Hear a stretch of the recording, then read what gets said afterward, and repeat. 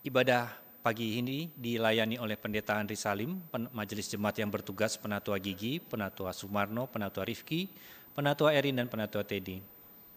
Penerima tamu Bapak Hari dan Ibu Lisa, pemandu pujian Saudara Alfian dan Saudari Maria, pengiring pujian Saudari Irma dan Saudari Alexandrina, pengisi pujian vokal grup The Hobos, multimedia dan sound system Bapak Roni, Saudara Stephen, dan Bapak Hari.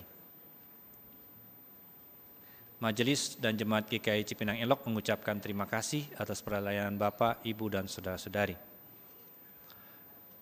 Sebelum kita memulai ibadah, marilah kita siapkan hati dan pikiran kita dengan bersaat teduh sejenak.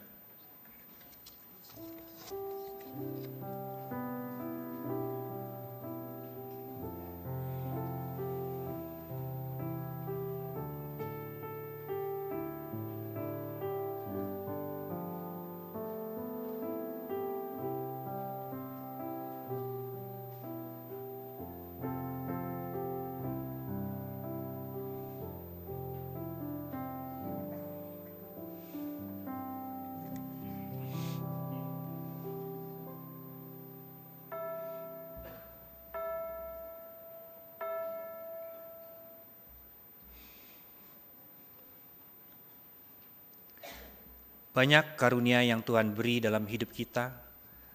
Pernahkah kita bersyukur atas berbagai talenta, keunikan, dan segala berkat yang berlimpah dalam keluarga?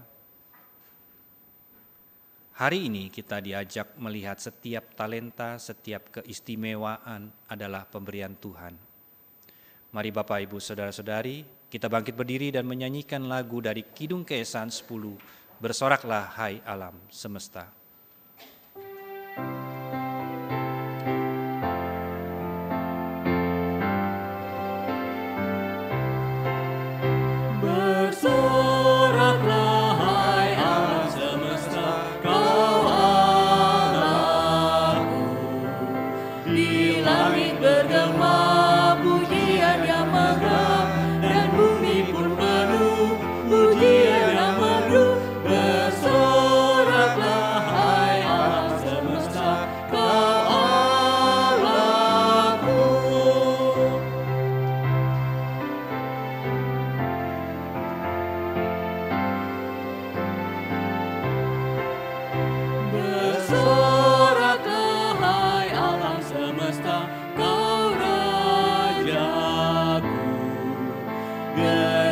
Bersyukur, bermada, bermasmur di hati umatnya, pujian menggema, bersoraklah hai alam semesta, kau Rajaku.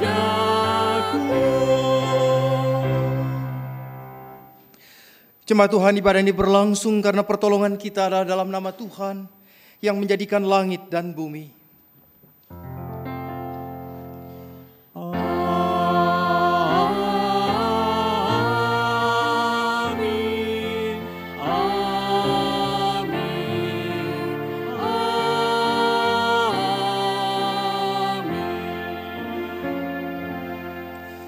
Salam sejahtera bagi saudara-saudara yang datang di dalam nama Tuhan, Tuhan beserta saudara. Dan beserta saudara juga.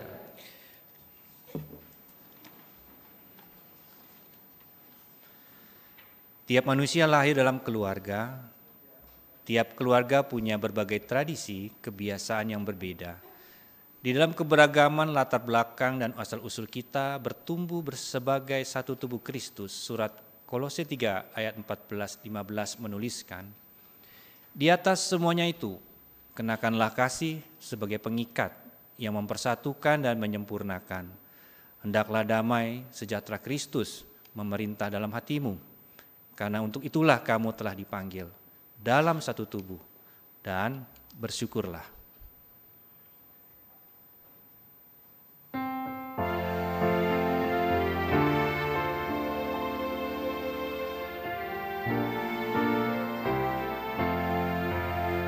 Pakailah seluruh hidupmu dalam lada dunia, tiap harta dan talentamu pergunakan baginya, berkat Tuhan tersedia.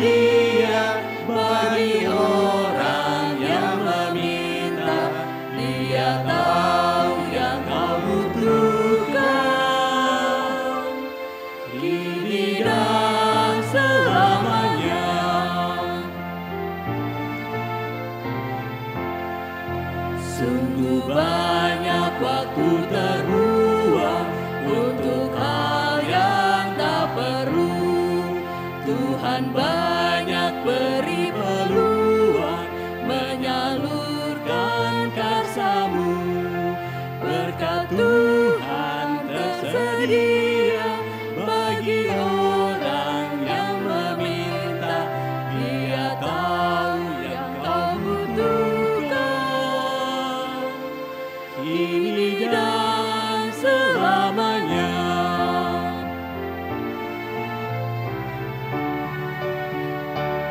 Ingatlah akan Pencipta-Mu pada masa mudamu, sebelum tiba hari tua.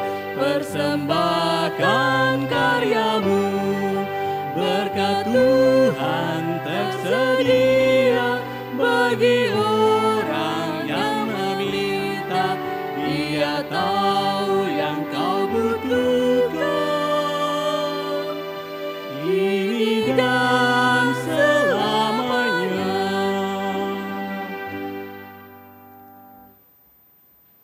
Ibu, Bapak, saudara-saudara sekalian, marilah kita bersama menghadap Tuhan, merendahkan hati dan mengaku segala dosa kesalahan kita. Ya Allah, Bapa kami yang Maha Pengasih, inilah kami, umat-Mu yang penuh kelemahan dan dosa, yang jauh daripada jalan-Mu. Kami datang di hadirat-Mu yang Maha Suci dan Kudus. Ya Tuhan kami Yesus Kristus, kepadamu kami bersembah sujud memohon pengampunan atas segala kesalahan ucapan kami terhadap sesama kami, atas pikiran kami yang mereka-rekakan hal yang jahat, dan atas laku dan perbuatan kami yang tidak sesuai dengan kehendak-Mu, yang merugikan sesama kami, yang menyedihkan hati-Mu. Ya Bapa, di hadapan-Mu kami mengakui. Ya Allah yang Maha Suci, Allah Roh Kudus, pemelihara hidup kami. Bimbing kami Tuhan keluar dari dosa kami.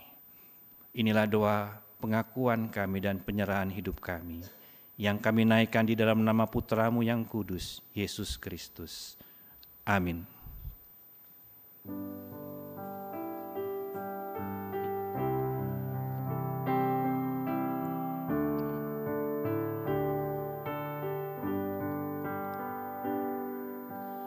Bila ku renung dosaku padamu Tuhan, yang berulang ku lakukan di hadapan-Mu. Kasih sayang-Mu, perlindunganku, di bawah naungan sayap-Mu, damai hatiku. Kasih sayang-Mu,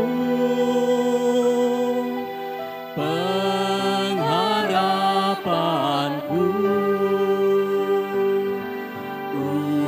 usapan kasih setia-Mu selalu ku rindu.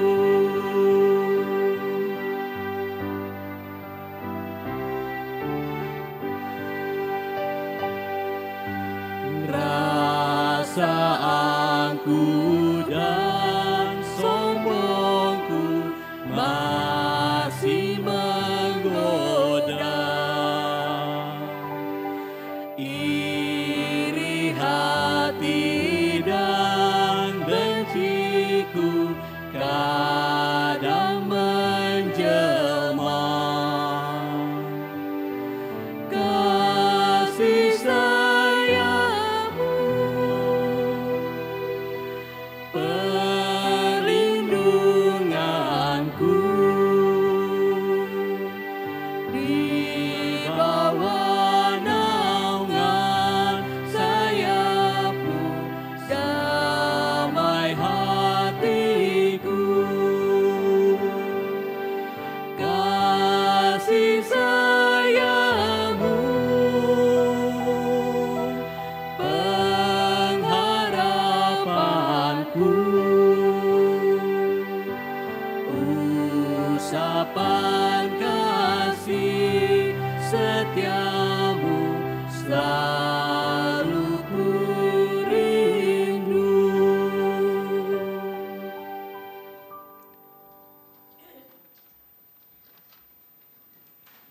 Betapapun kita manusia berdosa, Allah memberi kita anugerah. Surat 1 Yohanes 4 ayat 9-10 memberitakan. Dalam hal inilah kasih Allah dinyatakan di tengah-tengah kita, yaitu bahwa Allah telah mengutus anaknya yang tunggal ke dalam dunia, supaya kita hidup olehnya. Inilah kasih itu, bukan kita yang telah mengasihi Allah, tetapi Allah yang telah mengasihi kita dan telah mengutus anaknya sebagai pendamaian bagi dosa-dosa kita. Di dalam Kristus engkau telah diampuni. Di dalam Kristus engkau pun telah diampuni. Damai Kristus bagimu. Damai Kristus bagimu juga. Mari kita sambut berita anugerah dari Allah dengan saling memberikan salam damai sambil menyanyikan pujian bersukacitalah selalu. Bersukacitalah selalu, tunjukkan wajah gembiramu. Lihat teman di kanan kiri dan di sekitarku, berikan salam damai, karena kasih karunia serta pengampunannya diberi. Hiduplah dalam damai, seorang dengan yang lain, itu kehendak Tuhan bagimu. Hiduplah dalam damai, seorang dengan yang lain, itu kehendak Tuhan bagimu. Hiduplah dalam damai hingga kita bisa memperdengarkan kidung yang merdu dari hati yang suci.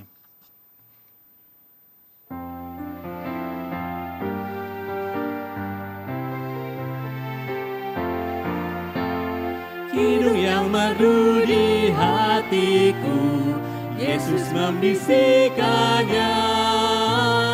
Jangan takut, ku bersamamu dalam kancah dunia.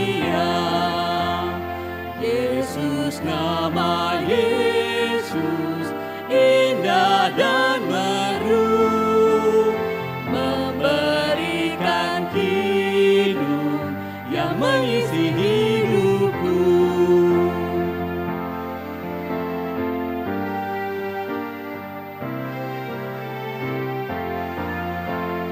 Nada-nada sumbang dan sendu disebabkan dosaku.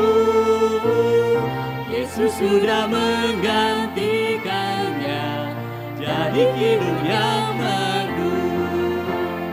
Yesus, nama Yesus, indah dan merdu, memberikan kidung yang mengisi hidupku.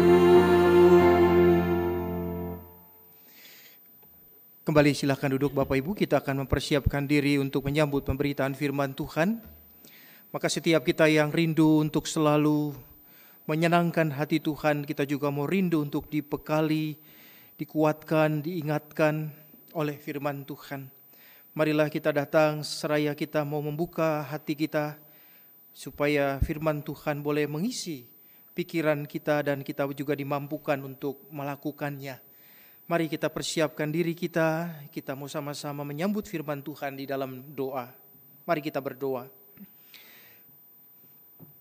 Ya Tuhan, ketika kami boleh ada, hadir, mewarnai kehidupan ini bersama dengan keluarga kami, apapun peran kami, baik suami, istri, orang tua, atau anak-anak, bahkan ketika kami hadir dalam sebuah persekutuan gereja, apapun tugas dan peran kami, dan ketika kami juga hadir dalam sebagai bagian dari masyarakat, kami selalu terus bertanya Tuhan, bukan apa yang selalu orang ingin berikan dan tunjukkan kepada kami, tapi lebih daripada itu apa yang bisa kami berikan dan tunjukkan kepada orang lain.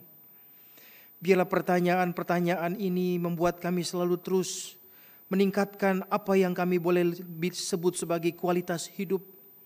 Hidup yang betul-betul memberikan kualitas yang baik. selama kami masih diberikan waktu dan kesempatan oleh Tuhan. Maka ketika kami boleh melihat hidup ini, kami sama-sama mau melihat bahwa kami tidak pernah tahu berapa lama lagi kami hidup.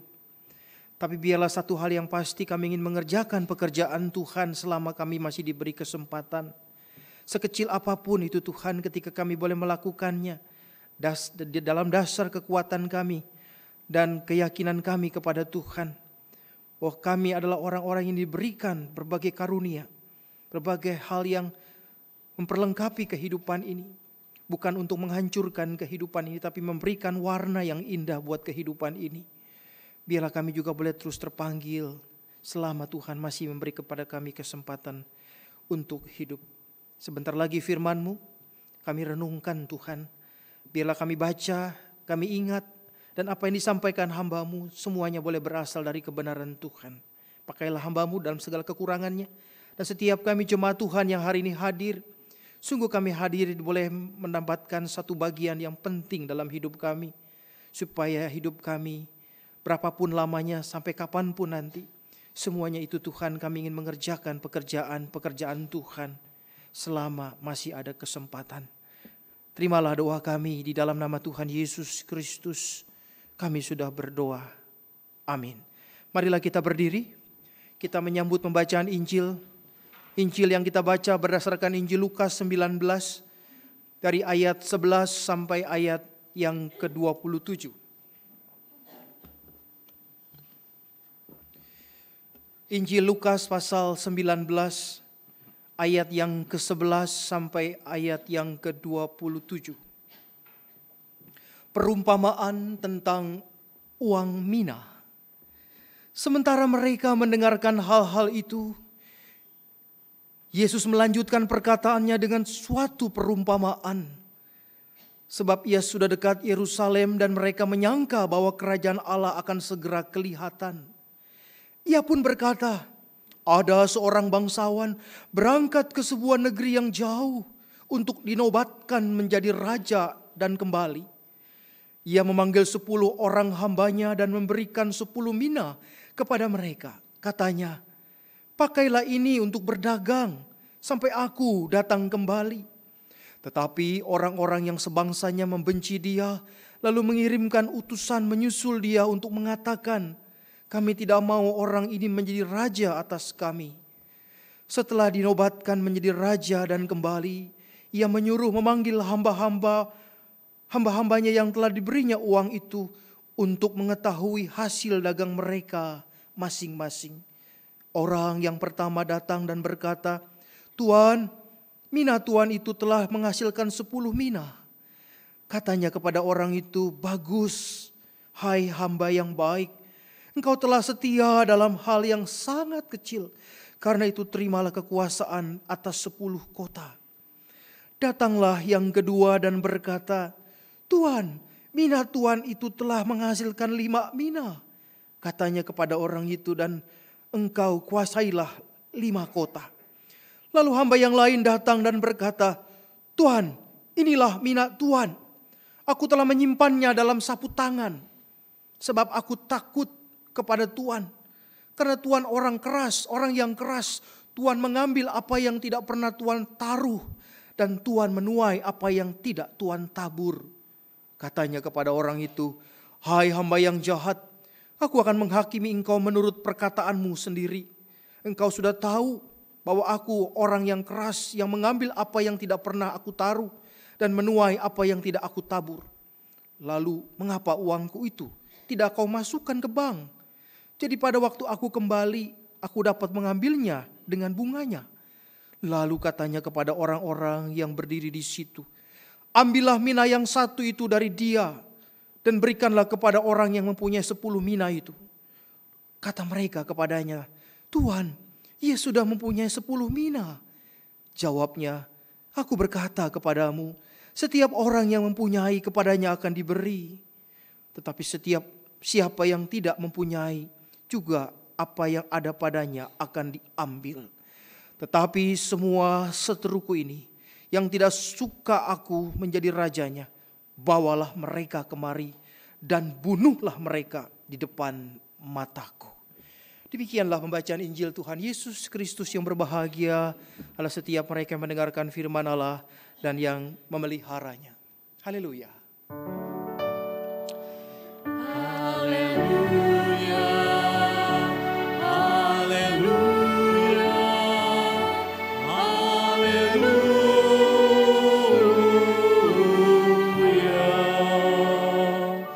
Bapak Ibu silakan duduk kembali.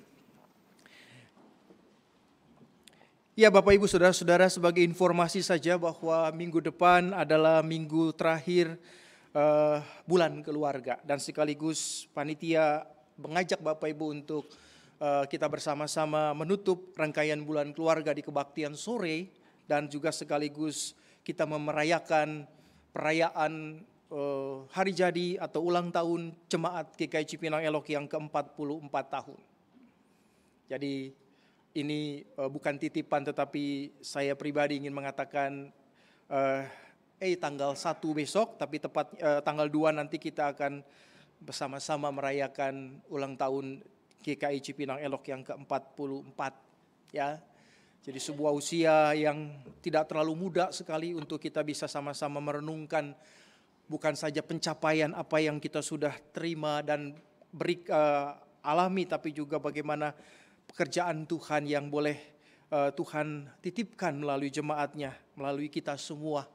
Untuk itu kebaktian sore di kebaktian 2 kiranya boleh hadir kembali walaupun sudah ibadah di kebaktian pagi ya, untuk kita sama-sama bersukacita dan bersyukur atas pekerjaan Tuhan melalui gerejanya. Nah Bapak Ibu, tema bulan keluarga, kalau saya mau nyambung-nyambung ini ya supaya nanti kita akan masuk pada apa yang kita renungkan. Apa tema bulan keluarga kita? Sehat. Wah, sehat itu ternyata bukan cuma sebuah kata. Ya semua orang kalau bilang sehat, sehat Pak. Nah, itu pasti itu kata-kata yang diharapkan ya. Karena hari-hari ini katanya banyak orang yang tumbang karena ada influenza Allah, ada macam-macam. Sampai banyak orang yang dirawat di rumah sakit, termasuk mama saya baru pulang hari kemarin dari rumah sakit. Terima kasih Bapak Ibu untuk doa-doanya yang sudah Bapak Ibu berikan kepada orang tua saya khususnya, bahwa beliau sudah boleh kembali. Satu alasan yang bilang nggak betah di rumah sakit karena makannya bubur. Karena di rumah itu lebih enak katanya daripada makan bubur di rumah sakit. Ya, tapi kan memang harus dirawat ya. Nah Bapak Ibu dan Saudara-saudara, tema kita sehat. Sehat itu kemudian menjadi singkatan juga. Sehati, hangat, dan T-nya itu bertalenta. Jadi T-nya itu cuma satu huruf, tapi ini yang akan membuat kita bertanya. Apakah yang sudah kita berikan? Talenta apa yang sudah kita kembangkan untuk pekerjaan Tuhan? Sebetulnya memang dalam perikop ini bukan talenta ya, karena talenta itu juga salah satu jenis mata uang di zaman Tuhan Yesus, tapi mina ini. Jadi mina untuk pekerjaan Tuhan, kira-kira begitu ya. Karena memang bukan Matius 25 yang kita baca tentang perumpamaan tentang talenta, tetapi Lukas 19 perumpamaan tentang uang mina. Tapi sebetulnya sama saja ya. Kalau kita baca perikop ini dengan Matius 25 itu mirip-mirip. Karena memang yang penting bukan soal mina atau talentanya kan. Bukan soal jumlahnya, karena jumlah mina itu lebih besar daripada jumlah mina itu lebih kecil daripada jumlah talenta. Talenta itu lebih banyak, 10 kali lipat kurang lebih dari nilai satu mina. Nilai satu mina itu waktu itu kalau dikonversikan itu adalah gaji upah harian 3 bulan seorang pekerja harian. Ya, jadi dulu itu satu dinar itu untuk 1 hari upah pekerja harian. Jadi nilainya nggak gede-gede amat, tapi juga nggak kecil-kecil amat. Nah ini yang kita merenungkan. Jadi bukan soal kalau di Matius 5:25 kan ada yang dikasih 5, ada yang dikasih sekian dan tidak dikasih rata. Tapi kalau dalam perumpamaan Lukas ini dikasihnya sama, berapa? 1 mina. Ya. Apa sih yang mau Tuhan Yesus sampaikan lewat perumpamaan ini?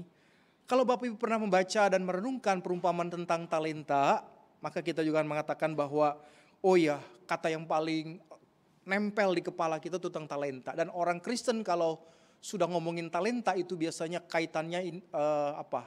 Dengan apa? Talenta sama dengan bakat Bapak Ibu apa? Coba kemampuan, ya, skill. Konsep kita tentang talenta itu apa? Apakah bakat itu pemberian Tuhan atau sesuatu yang bisa kita pelajari, kita kuasai? Jawaban saya paling gampang, ya dua-duanya.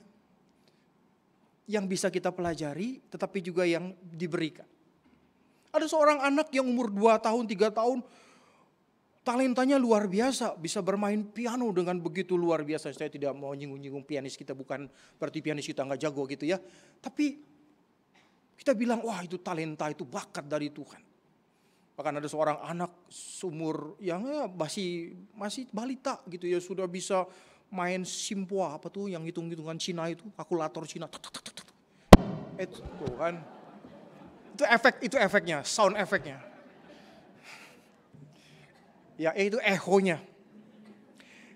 Nah Bapak Ibu, sesungguhnya cerita ini dilatar belakangi oleh situasi politik pada waktu itu.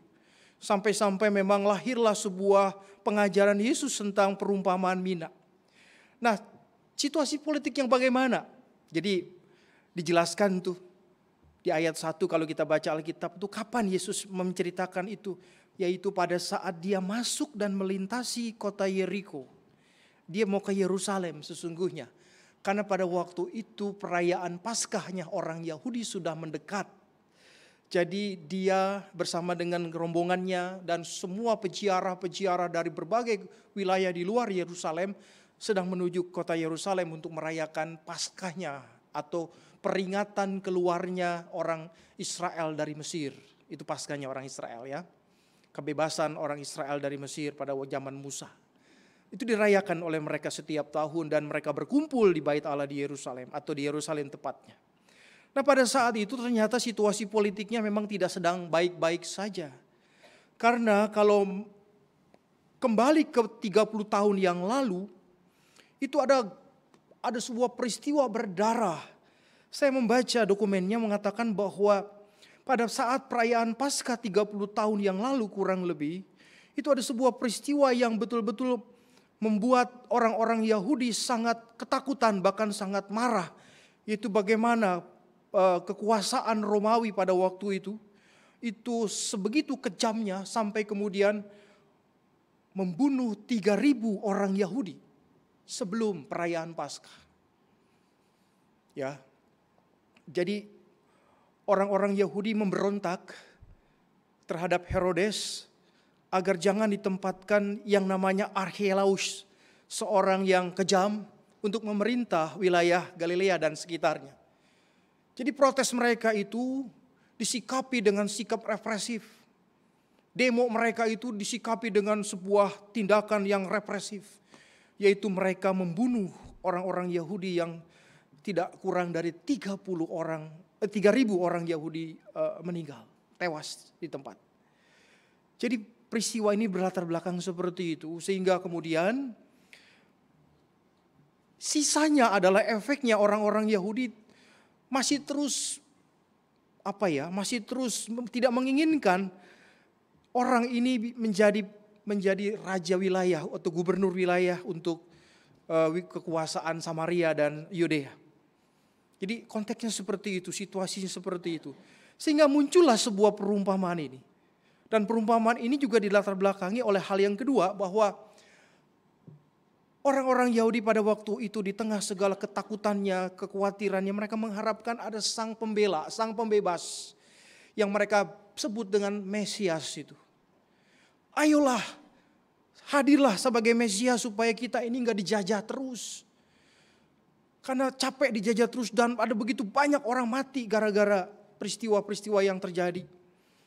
Maka Yesus kemudian digadang-gadang untuk menjadi sang Mesias itu menurut konsep mereka. Mesias yang mereka gambarkan adalah Mesias yang nantinya akan bisa membebaskan mereka dari pemerintahan Romawi. Penjajahan Romawi yang selama ini menyiksa mereka. Tetapi kemudian Yesus tidak menjawab ya atau tidak. Yesus memberikan sebuah perumpamaan. Untuk kemudian mengatakan bahwa di tengah segala kekhawatiranmu apakah Archelaus itu diobatkan menjadi gubernur atau tidak, atau menjadi raja wilayah atau tidak, itu bukan sesuatu yang kita bisa kuasai. Tetapi Yesus mengatakan bahwa apa yang hari ini kamu bisa kerjakan, kerjakanlah. Karena Bapak Ibu, saya ingin melihat bahwa orang-orang Yahudi gagal paham soal kerajaan Allah itu. Yesus tidak membawa kerajaan sebagai sebuah kerajaan politik. Mesias yang dia bawa bukanlah Mesias politik. Mesias yang bisa membebaskan orang-orang Israel dari penjajahan. Itu yang diharapkan oleh seluruh orang Israel pada waktu itu. Makanya Yesus dilulukan waktu masuk kota Yerusalem. Ingat ya cerita itu. Orang-orang kemudian melepaskan jubahnya untuk menyambut dia sebagaikan raja yang akan menggantikan kekuasaan yang menjajah waktu itu. Tapi Yesus mengatakan bukan itu. Ya. Nah, sambil menantikan siapa nanti yang akan memimpin wilayah kita ini, maka Yesus memberikan sebuah perumpamaan seperti itu. Demikian perumpamaan yang tadi kita baca. Nah, perumpamaan ini mengajarkan apa Bapak Ibu? Ternyata perumpamaan ini ingin mengingatkan kepada kita satu. Saya ingin menggarisbawahi bahwa apa yang kita baca dari perumpamaan ini adalah apa maknanya, apa artinya. Yang pertama adalah setia pada hal kecil. Ya, bagaimana kita tetap setia pada hal-hal kecil? Yesus pernah berkata dalam Matius 25 lewat perumpamaan tentang talenta, barang siapa setia pada perkara-perkara kecil, aku akan memberikan kepadanya perkara-perkara besar. Bagaimana kita setia pada perkara-perkara besar kalau kita belum setia dan belum mampu pada hal-hal yang kecil saja. Mungkin kita kategorikan sebuah tugas, sebuah pelayanan itu hal yang kecil, tapi kadang-kadang kita mengabaikannya. Kecil saja. Tapi kadang-kadang itu bisa membuat sesuatu yang kita lakukan tidak memberikan dampak yang positif bagi orang lain. Yang kedua adalah bahwa bagaimana kita diajar untuk bertanggung jawab atas apa yang Tuhan berikan. Ketika si bangsawan itu memberikan satu mina kepada 10 hambanya, tanpa kemudian dia harus kontrol semuanya itu, tanpa kemudian dia harus awasi, dan kepada saatnya bangsawan itu datang kembali untuk mempertanggungjawabkan uang yang dia berikannya. Maka ini sesuatu yang mau dikatakan, Yesus ingin menggambarkan bagaimana setiap hamba itu bertanggung jawab atas setiap karunia. Bagaimana setiap hamba itu bertanggung jawab atas setiap apa yang sudah Tuhannya kasih kepada hamba-hambanya itu. Kalau kita menarik itu sebagai bahwa kita adalah hamba-hambanya, maka bagaimana kita bertanggung jawab terhadap apa yang Tuhan sudah berikan. Bapak Ibu, saya terlalu sulit untuk menggambarkan apa yang Paulus pernah katakan ketika Paulus bilang dalam Roma pasal 11 ayat 36. Saya yakin Bapak Ibu ingat ayat ini. Roma 11 ayat 36 dia mengatakan, sebab segala sesuatu adalah dari Dia, oleh Dia, dan kepada Dia. Bagi Dialah kemuliaan sampai selama-lamanya. Ditutup dengan kata apa? Amin. Jangan lupa ada aminnya itu. Bagi Dialah sampai selama-lamanya. Amin. Mengapa harus pakai kata amin? Bukankah amin itu penutup doa? Enggak juga. Karena amin itu artinya ya terjadilah. Ya demikianlah. Sesuatu yang memang harusnya semestinya seperti itu. Gitu ya.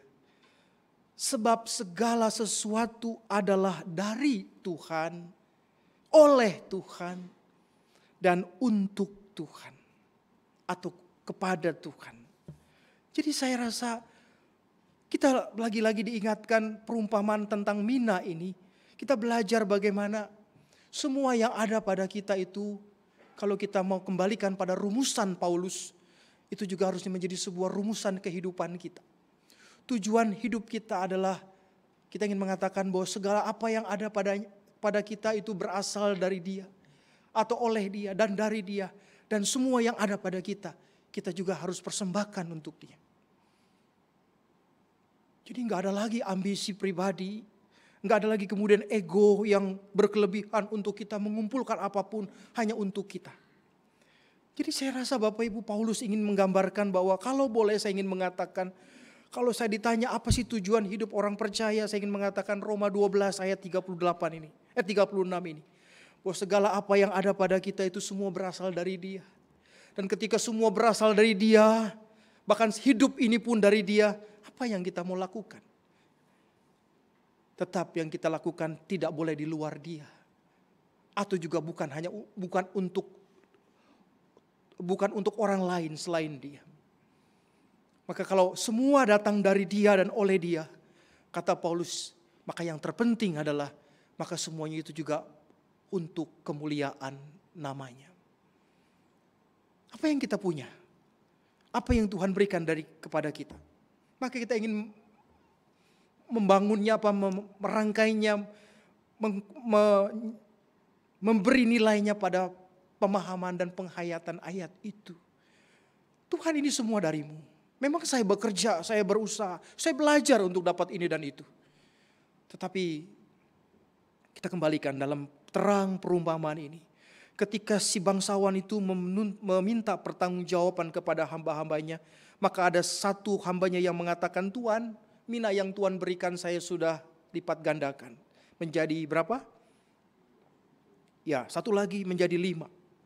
Dan yang terakhir, ada hamba yang ketiga mengatakan, mina yang Tuhan berikan saya tidak apa-apain. Diapain sama dia? Saya menyimpannya dalam sapu tangan. Memang uangnya tidak berkurang, modal kapitalnya enggak berkurang. Ya, karena dia simpan. Dengan alasan saya takut karena ini dan itu. Tetapi inilah yang kita lihat. Bahwa bertanggung jawab itulah menjadi satu hal yang kita lihat dari perumpamaan ini dan dalam kehidupan kita. Bapak Ibu, apa yang kita sudah pertanggungjawabkan atas karunia yang Tuhan berikan? Berapa persen sih apa yang kita punya? Kita mau sama-sama sisihkan untuk pekerjaan Tuhan. Bukan pekerjaan Tuhan itu enggak melulu hanya di gereja. Ketika ada seorang jemaat, dia kebetulan seorang dokter, tanya kepada saya, Pak Pendeta, kalau perpuluhan saya atau hasil dari penghasilan saya, berkat yang Tuhan berikan, saya tidak berikan ke gereja sebagai persembahan, sebagai jemaat, tapi itu saya alokasikan untuk membantu orang-orang miskin atau orang-orang yang berkekurangan, boleh tidak? Apakah nanti dosa atau ada hal-hal yang punya dampak terhadap persembahan saya? Dia bertanya seperti itu, kurang lebih saya bilang tidak. Karena semua yang berasal dari berkat Tuhan kita mau persembahkan kepada Tuhan lewat apapun dan lewat siapapun. Maka itulah konsep persembahan. Karena semua datang dari Dia. Maka ketika dokter mau memberikan itu kepada orang yang tidak mampu sebagai persembahan, berikanlah itu. Jadi Bapak Ibu, inilah sesuatu yang barangkali kita harus terus latih. Karena Tuhan tidak mengajarkan kita untuk serakah. Tuhan tidak mengajarkan kita untuk hanya menjadi orang-orang yang menikmati apa yang kita miliki. Mungkin kita berkata, uang saya, harta saya, suka-suka saya dong saya memakai itu. Itu dia belum Kristen kalau begitu. Karena konsep Kristen bukan itu. Kristen bicara bukan soal bagaimana kita mengumpulkan dan berapa banyak apa yang kita kumpulkan. Tapi bagaimana kita juga mau memberi bagi Tuhan dan bagi pekerjaan Tuhan. Marilah kita belajar untuk bertanggung jawab terhadap setiap apa yang Tuhan berikan. Karena pada akhirnya dalam perumpamaan ini dikatakan bahwa orang yang mendapatkan 1 mina dan tidak mengelolanya, kemudian uang itu diambil daripadanya. Harta itu diambil daripadanya dan dia serahkan itu kepada orang yang telah mengelolanya sampai mendapatkan 10 mina. Artinya apa? Bahwa sang Tuhan tahu bahwa orang ini gak pantas untuk mengelola apa yang dia punya dengan segala alasan. Maka kemudian orang yang mendapatkan 1 mina dan mengelolanya dengan baik, dia memberikan 1 mina yang lain itu kepadanya. Kata-kata Yesus sungguh luar biasa ketika dia mengatakan dan menutupnya dalam ayat 26. Aku berkata kepadamu, setiap orang yang mempunyai, kepadanya akan diberi. Tapi setiap orang yang tidak mempunyai, juga apa yang ada padanya akan diambil. Ini bukan sebuah ancaman, tapi sesuatu yang memang pada waktu itu, kalau ngomongin soal bisnis, memang orang yang tidak diharapkan untuk bisa mengembangkan sesuatu, orang itu gak bakal percaya, si pemberi modal itu gak bakal percaya lagi. Segini aja dia gak bisa kelola dengan baik, apalagi kalau diberikan lebih banyak. Ini kalau bicara dari kacamata bisnis. Tapi bukan itu yang mau dikatakan Tuhan Yesus. Ya, tapi mau dikatakan adalah bagaimana orang bertanggung jawab terhadap apa yang Tuhan beri. Yang ketiga Bapak Ibu adalah setiap orang diberikan kepercayaan. Setiap kita dipercaya Tuhan untuk mengelola apa yang ada pada kita. Ya. Tuhan tidak memperhitungkan soal banyak atau sedikit yang kita punya. Tapi bagaimana kita dipercaya oleh Tuhan. Dan pada akhirnya kita mempertanggungjawabkan kepercayaan itu kepada Tuhan. Ya. Ini sesuatu yang menjadi makna dari apa yang tadi dikatakan Paulus dalam Roma 11 tadi. Ketika segala sesuatu itu datang dari Dia dan oleh Dia dan bagi Dia. Nah, tahap yang terakhir itulah yang kita mau bilang bahwa pada akhirnya setiap orang, mungkin kita mau bilang nanti di hari perhentian atau di hari penghakiman, kita dipanggil satu-satu nih. Bayangannya begitu saya. Dari kecil sampai sekarang konsep saya itu gak berubah. Saya dipanggil satu-satu. Apa yang sudah kamu lakukan, Dri, di dunia ini? Apa yang sudah kamu lakukan, Frans, di dunia ini?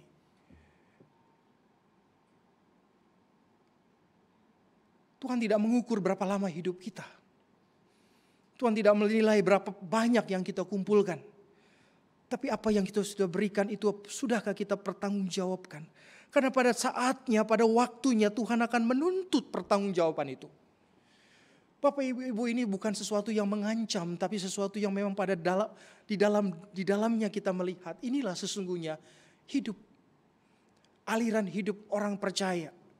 Karena kesementaraan kita menantikan kedatangan Kristus, disitulah kita diberikan kesempatan hingga pada saatnya nanti Tuhan tidak akan bilang, aku kasih kamu kesempatan lagi deh.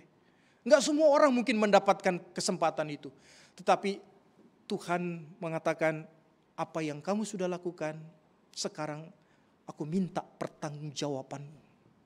Kan ngeri Bapak Ibu kalau Tuhan sudah bilang begitu.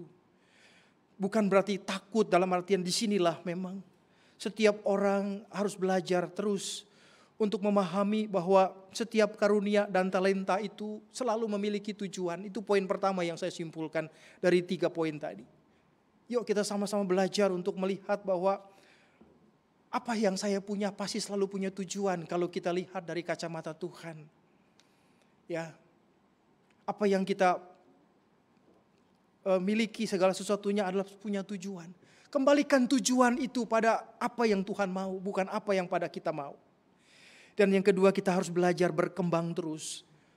Orang mungkin pernah gagal, kita sering mungkin mengalami kegagalan dalam berbagai hal. Tapi kadang-kadang kita juga harus belajar bahwa kegagalan itu bagian dari sebuah keberhasilan. Belajar dan berkembang dari kegagalan. Ya. Dan kita bukan mencari sesuatu yang belum ada. Tuhan bilang begini, setiap orang pasti punya setiap karunia yang diberikan. Ketika Yesus mengatakan ada orang yang diberikan 5, diberikan 3, 1 dan seterusnya, ingin menggambarkan bahwa setiap orang diberikan sekalipun itu satu talenta, satu karunia.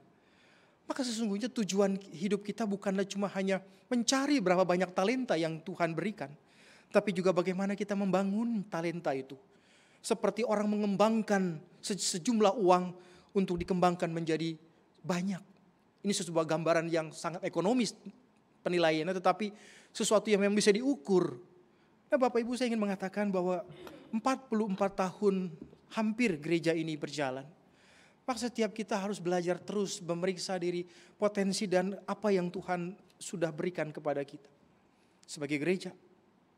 Dan terlebih kita sebagai keluarga. Ya. Jangan-jangan ada banyak hal yang kadang-kadang kita simpan dalam rapat-rapat tapi kita tidak kembangkan itu. Kita hanya melulu mencari apa yang menjadi versi kita tentang kesuksesan. Kita hanya mencari versi kita tentang apa yang kita sebut kebahagiaan.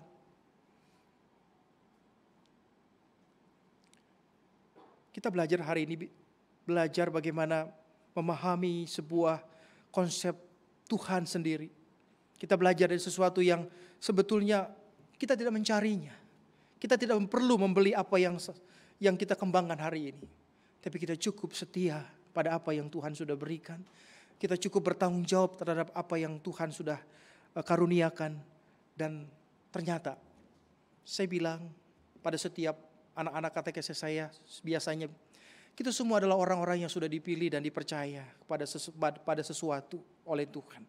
Maka apa yang Tuhan sudah nyatakan sebagai sebuah kepercayaan, jangan lepaskan kepercayaan itu sampai akhir hayat. Karena kepercayaan itu mahal sekali. Kepercayaan itu sesuatu yang di dalamnya berisi sebuah dedikasi hidup, sebuah pengabdian hidup. Hingga pada akhirnya saya ingin mengatakan, Bapak Ibu, apa sih arti hidup ini? Arti hidup ini adalah sebuah pelayanan, sebuah ibadah kepada Tuhan. Setiap orang hadir sebagai hamba bagi tuannya. Setiap orang diberikan kepercayaan oleh tuannya.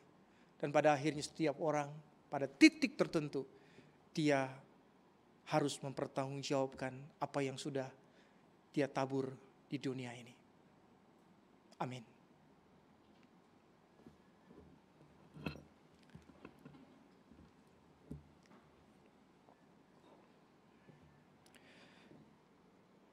Kita bersatu dulu.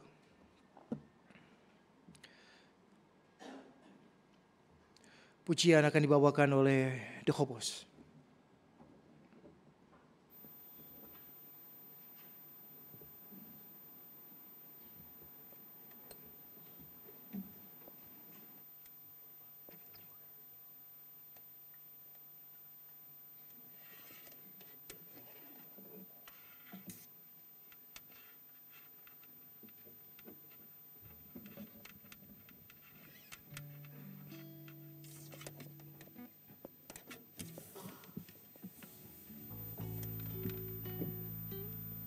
Tes. Cek. Cek, cek. Ya, shalom, selamat pagi semuanya.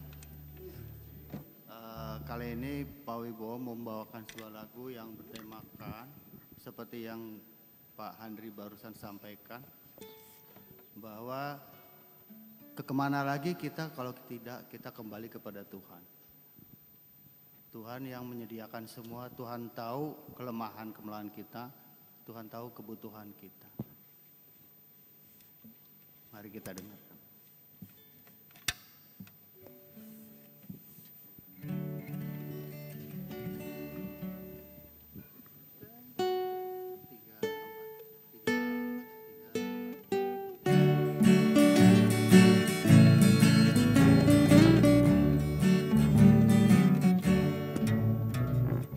Living below in this old sinful world, hardly a comfort can afford.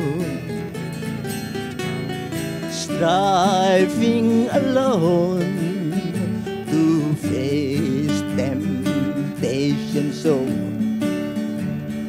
where could I go but to the Lord? Where could I go? Oh, where could I go? Seeking the refuge for my soul, needing a friend to save me in the end. Where could I go but to the Lord?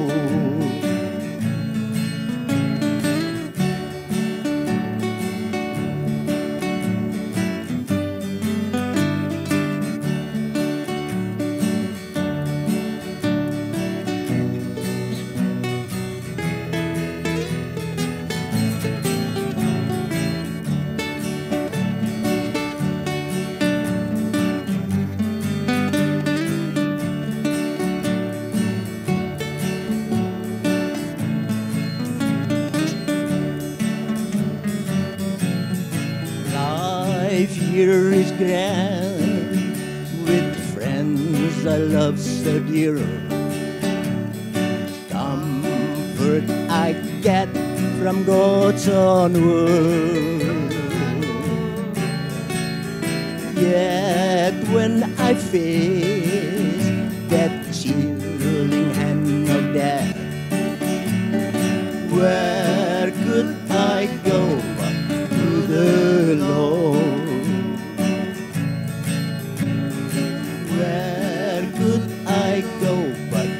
the Lord.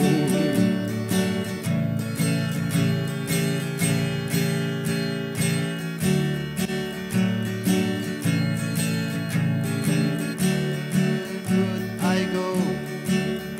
Oh, where could I go? Seeking the refuge for my soul. For my soul, Needing a friend to save me in the end. Where could I go but to the Lord?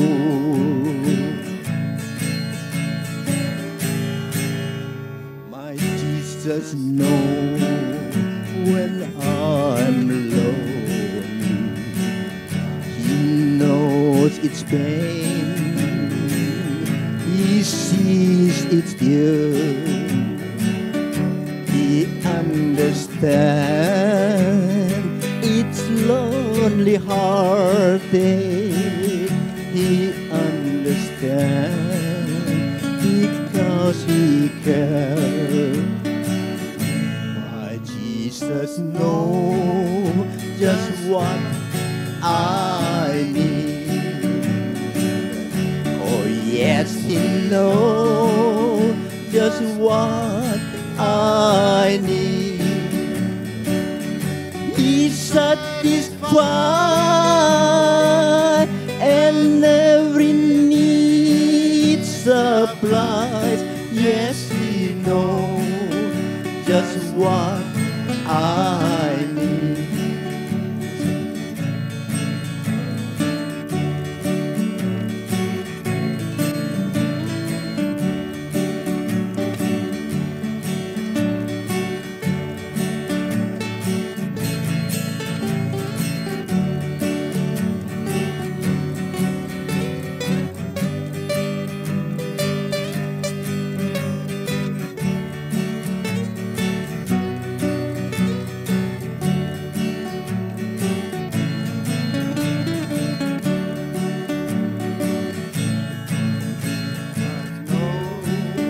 Knows just what I need. Oh yes, he knows just what I need. He's satisfied and every need supplied. Yes, he knows just what I need. Yes, he knows just what I need.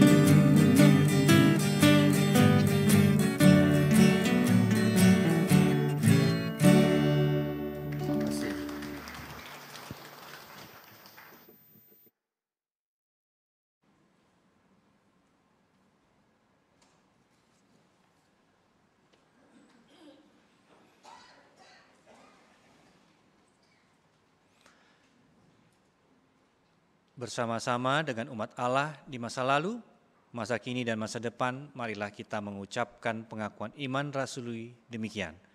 Aku percaya kepada Allah, Bapa yang Maha Kuasa, Khalik langit dan bumi, dan kepada Yesus Kristus, anaknya yang tunggal Tuhan kita, yang dikandung dari Roh Kudus, lahir dari anak darah Maria, yang menderita sengsara di bawah pemerintahan Pontius Pilatus, disalibkan, mati dan dikuburkan, turun ke dalam kerajaan maut.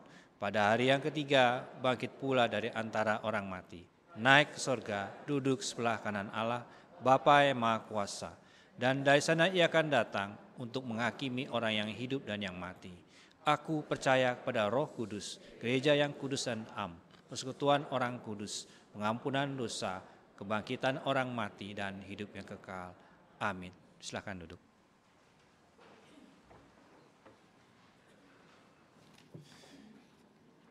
Mari Bapak Ibu kita menaikkan doa syafaat kita. Mari kita berdoa. Terpujilah Engkau ya Tuhan, firman-Mu adalah kebenaran bagi kami. Sebab di dalam kesementaraan hidup ini kami tetap terus diingatkan Tuhan, untuk kami boleh terus menjadikan hidup ini sebagai ladang ibadah kami.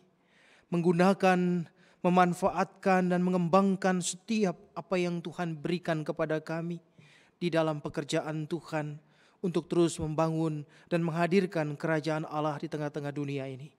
Ya Bapa, tolonglah setiap kami keluarga demi keluarga, pribadi demi pribadi, dan juga sebagai sebuah persekutuan umat percaya yang Engkau utus di tengah-tengah dunia ini. Bahwasanya setiap kami Tuhan tentu memiliki kekurangan, memiliki segala hal yang mungkin menjadi kendala kami untuk berkembang. Tetapi kami tidak fokus pada apa yang tidak ada pada kami. Biarkan kami fokus pada apa yang kami miliki, yang mungkin sekecil atau sedikit, tetapi itu juga bisa menjadi berkat buat orang lain, bisa memberikan kebaikan bagi sesama kami.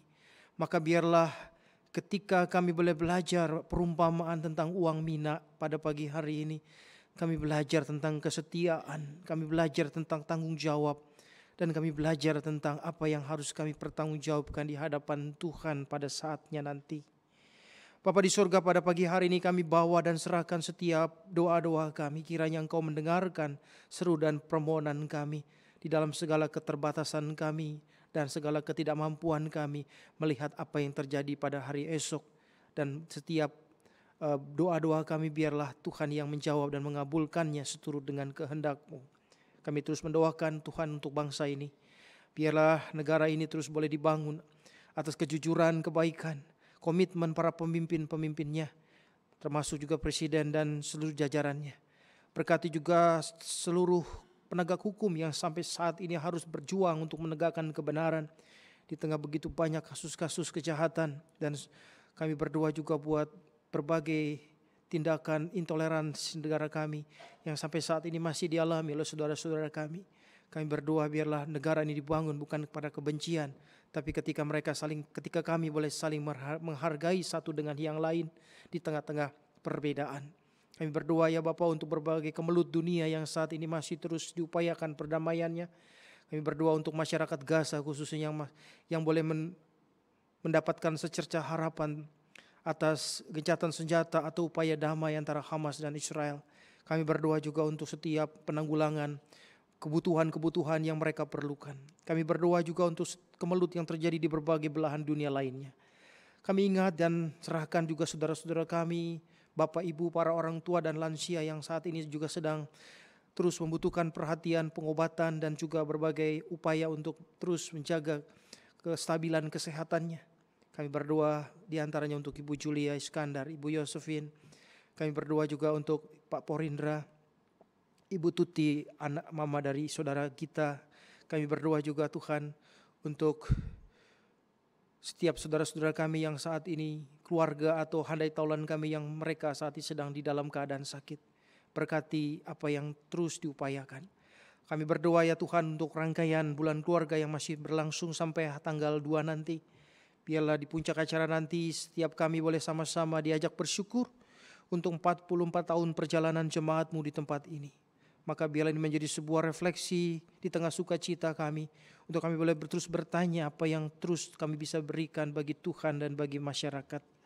Kami berdoa untuk setiap mereka yang menghadapi berbagai gejolak kehidupan, apapun bentuk gejolak itu, biarlah mereka tetap bersandar kepada Tuhan, tetap mereka mendengarkan suara-Mu, tetap mereka diberikan hikmat untuk bisa mengambil jalan keluar yang terbaik. Bahkan ketika pasangan suami istri sedang bermasalah, ketika orang tua dan anak saat ini sedang juga menghadapi kemelut, Bapa kami berdoa untuk kehidupan ekonomi keluarga-keluarga anak-anak Tuhan. Biar mereka juga tetap tercukupi kebutuhan-kebutuhan mereka. Kuberkati pekerjaan, usaha dan segala apa yang mereka kerjakan. Kami berdoa ya Tuhan untuk setiap mereka yang saat ini mungkin terpisah oleh jarak karena pekerjaan, karena dinas, karena studi, antara orang tua dan anak atau suami dengan istri. Biar Tuhan tetap berikan kepada mereka kekuatan, kesehatian, dan mereka tetap terus membangun keluarga mereka di dalam takut akan Tuhan. Bapa kami berdoa juga untuk panitia Natal. Biarlah kepanitiaan ini boleh berjalan dalam kebaikan Tuhan. Berkati semua apa yang sudah dirancangkan dan yang akan terus disiapkan untuk perayaan Natal dan Tahun Baru. Kami semua yang boleh menjadi bagian di dalam perayaan ini sungguh-sungguh boleh Tuhan mendukung panitia ini dengan baik. Terimalah ya Bapa segala doa dan permohonan kami yang jauh dari sempurna. Bahkan kami memohon Tuhan, lindungilah kami sepekan yang akan datang ini, atau dalam pekan baru ini, bila kami semua boleh tetap ada di dalam pemeliharaan-Mu bersama dengan anak cucu menantu kami dan dalam seluruh keluarga kami. Berkati kesehatan, berkati kebutuhan hidup kami, dan juga pergumulan-pergumulan yang boleh menjadi bagian dari kehidupan ini. Agar kami tetap percaya bahwa bersandar kepada Tuhan adalah kekuatan yang kami terus jaga di dalam kehidupan ini. Terimalah doa kami yang jauh dari sempurna ini, dan kami ingin mengakhirinya dengan doa yang Kau ajarkan kepada kami. Bapa kami yang ada di sorga, dikuduskanlah nama-Mu, datanglah kerajaan-Mu, jadilah kehendak-Mu di bumi seperti di sorga. Beri kami hari ini makanan yang secukupnya. Ampuni salah kami seperti kami ampuni yang bersalah pada kami. Jangan bawa kami dalam pencobaan, melainkan lepaskan kami dari yang jahat. Sebab Kaulah yang punya kerajaan dan kuasa dan kemuliaan sampai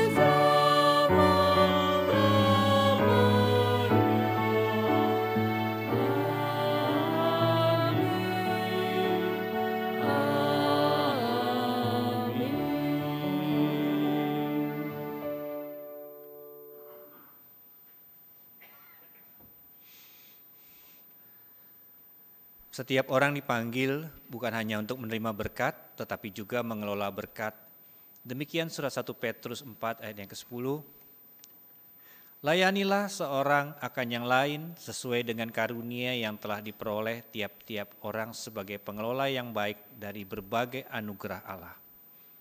Dalam tiap ibadah bersama, persembahan akan kita edarkan lewat kantong persembahan. Bila Bapak Ibu memilih sarana transfer, maka tidak dibatasi pada hari Minggu saja.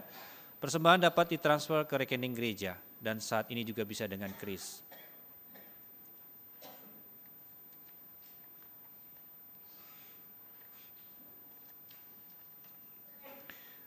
Pada tiap hari dan jam kerja tata usaha, persembahan juga dapat dimasukkan ke dalam kotak persembahan di kantor tata usaha.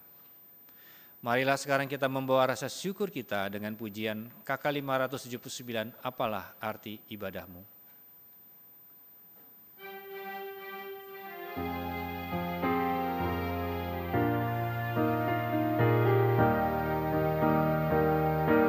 Apalah arti ibadahmu kepada Tuhan,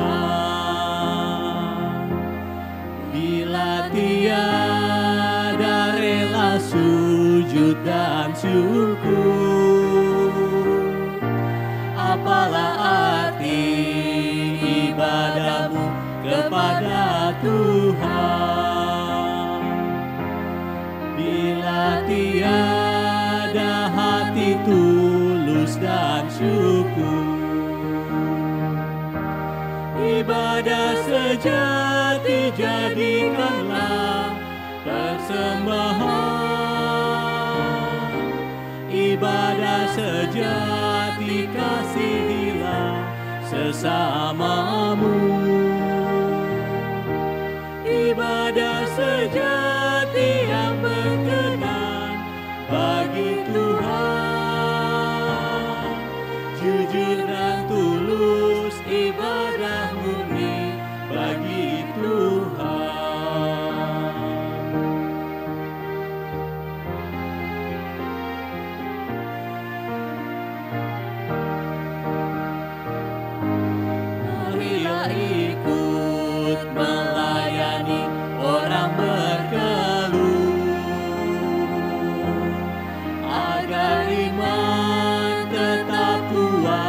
serta teguh. Itulah tugas pelayanan juga panggilan, persembahan yang berkenan bagi Tuhan. Ibadah sejati jadikanlah persembahan, ibadah sejati kasihilah sesamamu. Ibadah sejati yang berkenan bagi Tuhan, jujur dan tulus ibadah murni bagi Tuhan.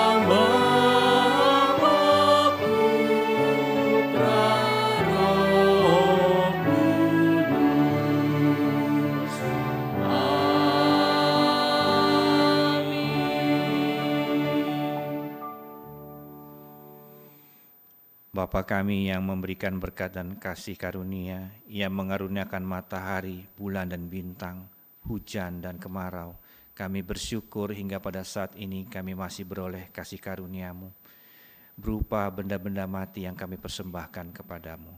Berkatilah dan sertailah setiap tangan yang mengelolanya, agar boleh digunakan sesuai dan seturut dengan kehendak dan rencana-Mu. Dan biarlah ketika kami kembali dalam kehidupan kami masing-masing, kami menjadikan kehidupan kami adalah ibadah yang bekerja mempersembahkan diri kami kepadamu. Terima kasih ya Allah, di dalam nama Putra-Mu Yesus Kristus Tuhan kami Kami mengucap syukur. Amin.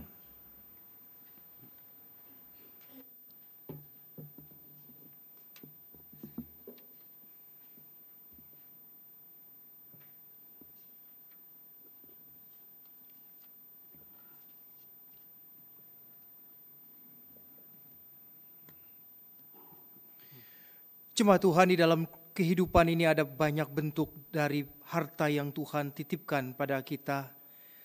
Keluarga, pekerjaan, bakat, kemampuan, dan masih banyak lagi. Apapun bentuk titipan harta Tuhan itu, suatu saat Tuhan akan datang kembali ke dunia ini. Dan Dia akan memanggil kita untuk melakukan perhitungan atas apa yang Tuhan titipkan kepada kita. Tuhan menitipkan hartanya kepada kita bukan hanya untuk dipendam untuk diri sendiri. Karena itu pada dasarnya bukanlah milik kita, tetapi itu milik Tuhan. Maka akan tiba saatnya kita mempertanggungjawabkan itu semua. Apakah yang kita lakukan adalah sungguh-sungguh berkenan kepadanya dan menjadi kemuliaan bagi nama Tuhan. Marilah kita menutup ibadah ini, kita melanjutkan ibadah kita dalam keseharian kita lewat pujian Bersama Keluargaku.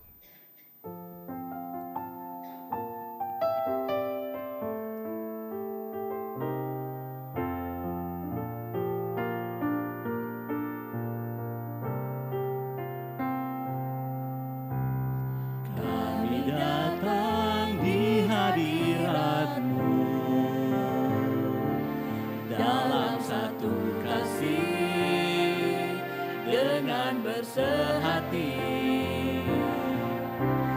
berjanji setia sampai akhir, mengasihimu Tuhan.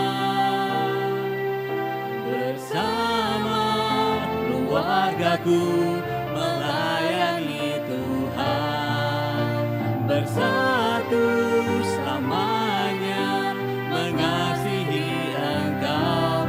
Tiada yang dapat melebihi kasih-Mu ya Tuhan. Bagi kami Engkau segalanya. Gelombang badai hidup coba menghalangi, namun kuasa Tuhan bukan jalan kami.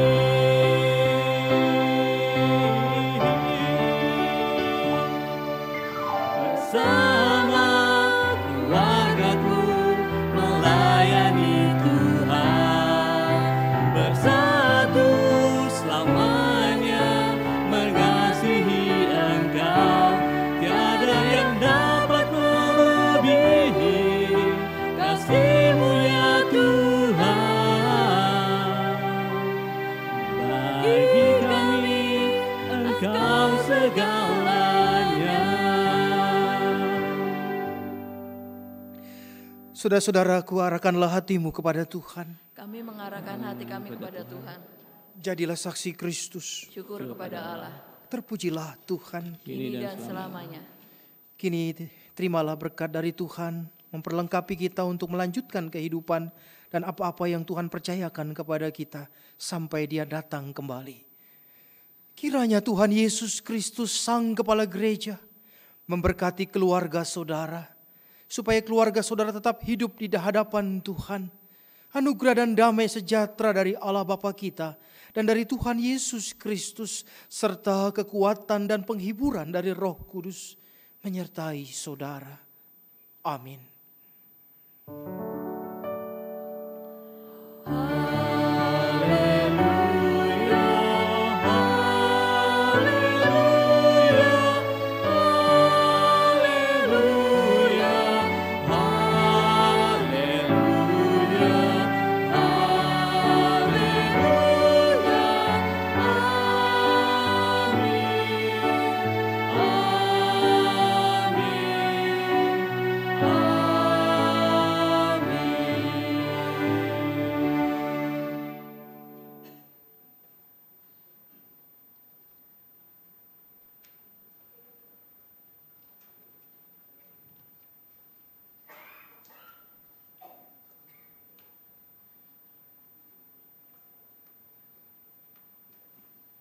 Mari kita menyanyikan nyanyian bersama keluargaku.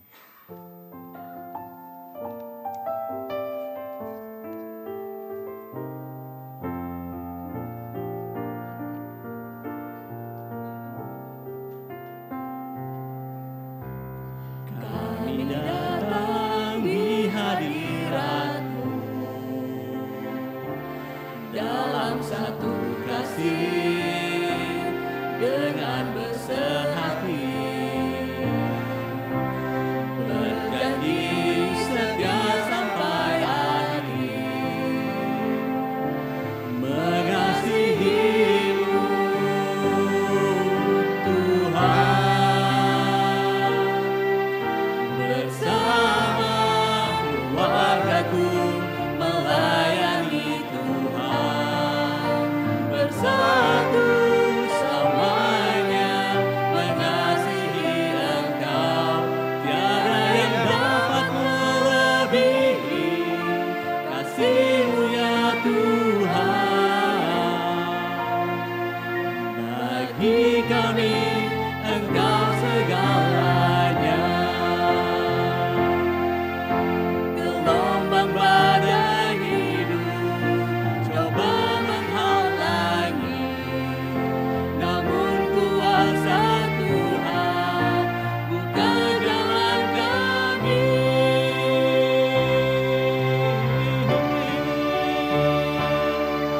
Bersama keluargaku melayani Tuhan, bersatu selamanya mengasihi Engkau. Tiada yang dapat melebihi kasih-Mu ya Tuhan. Bagi kami Engkau segalanya. Silakan duduk Bapak Ibu, kita bersatu teduh sebelum meninggalkan ruang gereja.